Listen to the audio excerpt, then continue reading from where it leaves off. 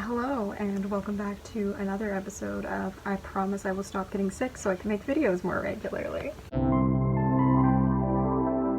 Hi everybody, my name is Maddie and welcome back to my channel. If you've been around recently, you know that things have been a little sporadic. I know I am sitting on the floor right now, that is just how this video has happening. I have the oil in my hair, so if it looks weird, I apologize. But you know what, I wanted to film a video. I want to get back into making content because honestly, I miss this so much when I'm not feeling well. I have some health stuff that I'm like working through, but I'm not going to get into that. We're going to get into books. So today I am doing the Encanto Book Tag. This tag is obviously based off the Disney movie Encanto. If you haven't seen it yet, I highly recommend that you check it out. Definitely one of those films that like I didn't think was going to hit me that hard and then like sucker punched me right in the gut. A really beautiful film with a really powerful and moving story about intergenerational trauma, which is really fascinating, and it's always great to see different cultures being represented on screen because Disney doesn't have the best track record with that. Well, let's be real, and most movies don't. So this is a book tag that has been created. I will link the creator down below because I can't quite remember their name and the video that they talk about it in. I'll also put all the questions down below if you want to participate as well. I have seen people tagging each other in this, but I'm just gonna do it just because I want to, and I think that movie is really cool. So let's dive in.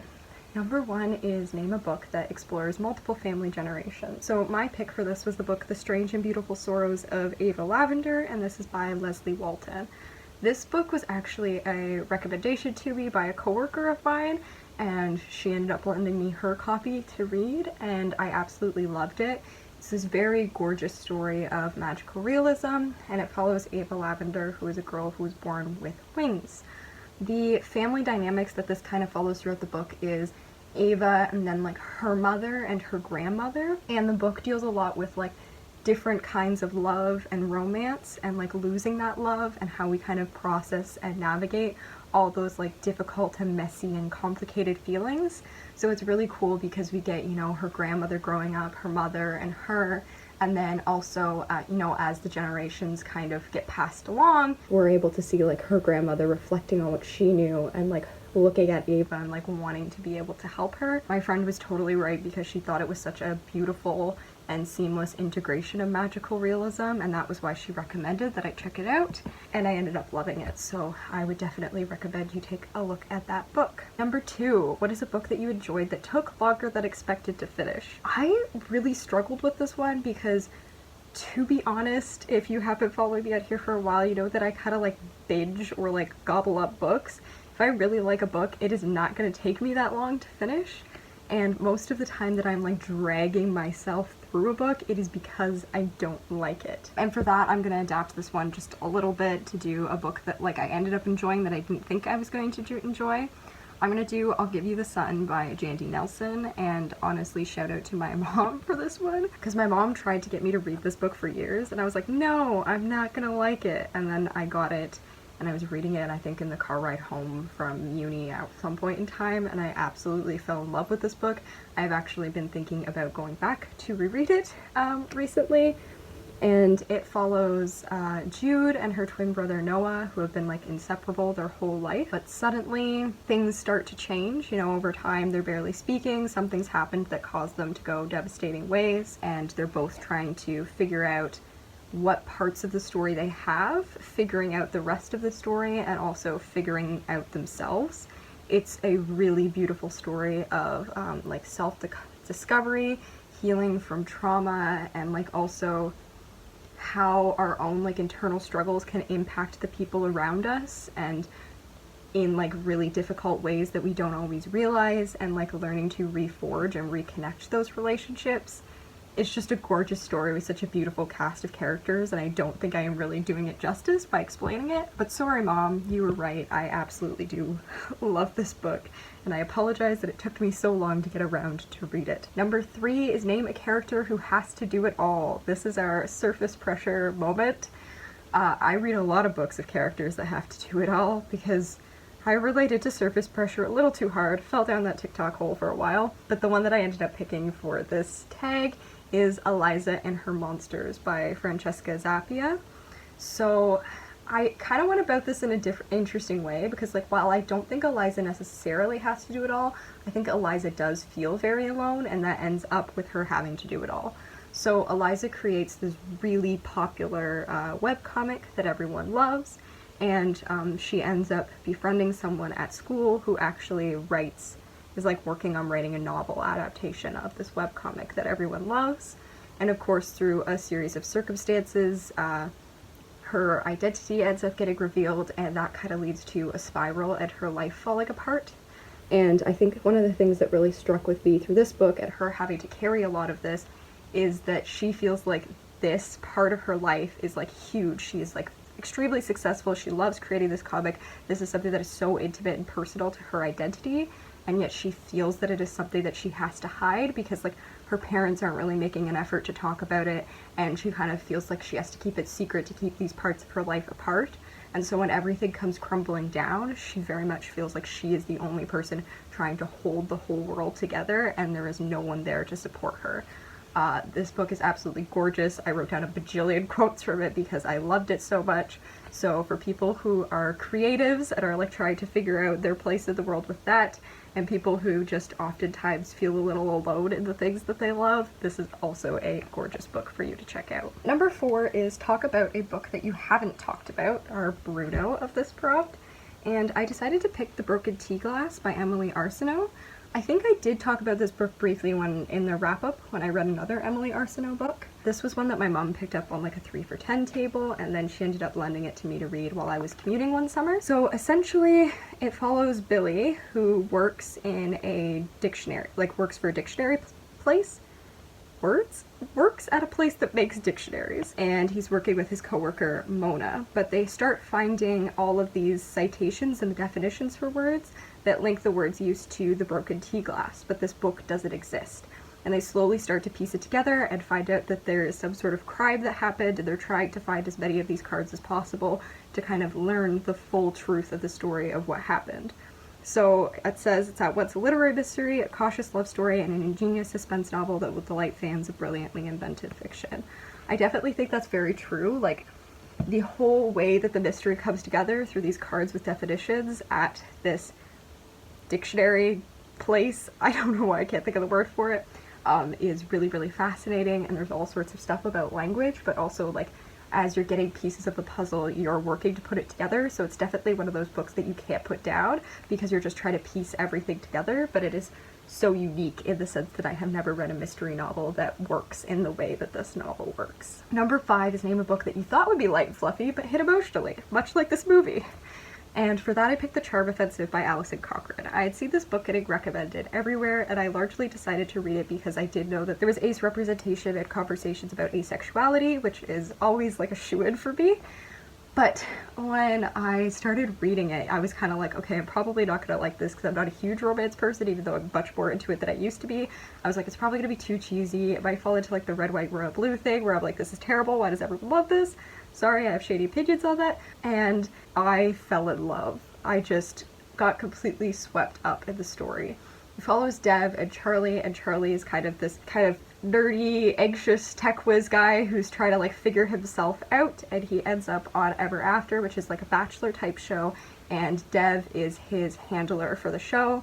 But of course things change when Charlie finds himself falling in love with Dev instead of any of the princesses he is supposed to be falling in love in. This book does so much with like sexuality and queerness and figuring out your own identity, but it also does so much for mental illness with Charlie's anxiety and Dev's depression. There was so much in it that just hit home, and like living with a mental illness, but also like learning how to support somebody with a mental illness and learning how to love and be in a relationship with mental illness in a happy and healthy and supportive way really just struck me. And kind of the twist with the villain characters not being the villains and everything, it was just gorgeous. If you follow me on here, you know it was one of my favorite books of last year, but definitely something that I thought, this will just be a quick light read, and then just ended with me like sobbing in my room. So please, please check that book out. It deserves all of the love and credit that it is getting, and I can't wait to read Alison Cochrane's next book. Number 6 is Characters Who Make You Believe in Soulmates. And for that, I picked Radio Silence. I mean, it is a Romantic Spectrum Awareness Week. While there's an arrow character in this book, the characters in here that make me believe in soulmates are best friends. It follows Aled and Francis, and this book is really similar to Eliza and the Monsters in the sense that Francis absolutely loves this podcast called Universe City, and she finds out that Aled is the person who is actually making this podcast online. So she's making all of this fan art, he's making the podcast, and they forge this friendship. It is one of the best books about friendship that I've ever read, because the biggest thing about this is it's not a love story, and they don't force it to be a love story in any way, but they are still there, they still support each other, they're there like every step of the way, and there's very much this like, I'm not going to give up on you, we're going to get through this together narrative, which is just incredible. And Alice Oseman, I love her so much, and her writing is amazing. So please check out this book, and it'll definitely make you believe in platonic soulmates, which I think are just as important and deserve more recognition. 7. Name a book that features rebuilding relationships. And for that, I picked the book My Brother's Husband, and this is by, I'm going to apologize because I will probably butcher this name, Gengora Tagame. And this book takes place in Japan, and it follows, I'm trying to remember characters' names, it follows Yachi, who is formerly married to Natsuki, and he is the father to their young daughter Kana, so that couple, they're divorced. And all of a sudden, this man shows up at their door named Mike Flanagan, and he declares himself the widower of Yachi's estranged gay twin, Ryoji. So Ryoji has passed away, and Mike is fulfilling kind of the final thing that they were supposed to get to do together, but they never got around to. Which is going to Japan and getting to reconnect with his family. So this book is gorgeous for a whole host of different reasons, but one of the biggest things is that like Yachi doesn't get the chance to reconnect with his own brother, and so he's reforging that relationship through Mike and through getting this different perspective of his brother, and also reflecting on his past and the culture and the way that they view homosexuality in Japan, and how he's approached that, and kind of like questioning his own internalized homophobia, and like trying to rebuild his relationship with his brother through Mike, because Mike is like the last connection that he has to his brother. It is a gorgeous story, it is absolutely moving, the art is incredible, and I would definitely recommend checking it out. Alright, last one. Name a book that left you immersed in the culture, and I picked Cemetery Boys by Aidan Thomas. So this book follows Yedriel, who is trying to prove himself as a brujo, which is a, like, witch. My Spanish is terrible, so I'm going to apologize because I probably pronounced a lot of things wrong with Encanto and with this. And he, is trying to get his family to accept his gender because Yedriel is trans, so he's trying to go through kind of like the traditionally male integration ceremony as opposed to like the female one that would mark him as a bruja. So when he does that, he ends up conjuring up the ghost of his classmates, and they have to come together to solve a murder and figure out, what happened. And at the same time, they're trying to figure out how Julian, this ghost he's conjured, has died. But the problem is that the longer that Julian is around, the less that Yadriel wants him to leave. This book centers a lot around Dios de los Muertos, or like the Day of the Dead, and the Latinx like culture and their beliefs around death and the afterlife, which is really incredible and moving. I've always found that really fascinating. I think there's a lot of really interesting ties, like from my own Indigenous background, to that understanding of death. And also I just think that like our westernized view of death is like very like sanitized. Like we kind of forget that there is all of this beauty in believing in an afterlife or believing in some sort of connection in death, and like by making it this dark, depressing thing, we lose a lot of that connection, unfortunately. So I've always just been really fascinated by the Day of the Dead and the way that in Latinx culture they view death and the process of dying and the afterlife. So reading this book, I actually got to learn a lot more about that, and it kind of really stuck with me with a lot of the belief systems and the ideas of community and family that are held within their culture, and it was something that just really hit home and resonated with me long after I finished this book. So please check this out, it is incredible. That's everything for the Encanto tag. I'm sorry I feel like I talk so fast. Yeah, this is a lot of fun, it's really exciting getting back into videos. I will be doing a February wrap-up, though I don't have a ton of books again this month, but I'm really hoping to, if not by March, by like April, I will have like graduated, hopefully get my health stuff sorted, and like be able to really just dive back in with 2 feet, because like I keep saying, I do have all these great videos I want to make. I just gotta get the brain and the body working to be able to make them for you. In the meantime, make sure you subscribe and ring that bell so you get notifications. If you liked this video, please make sure to give it a thumbs up.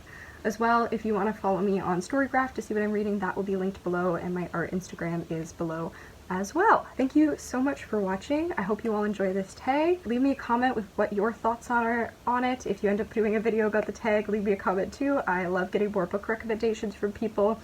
And otherwise, I will see you all in the next video. Until then, stay kind.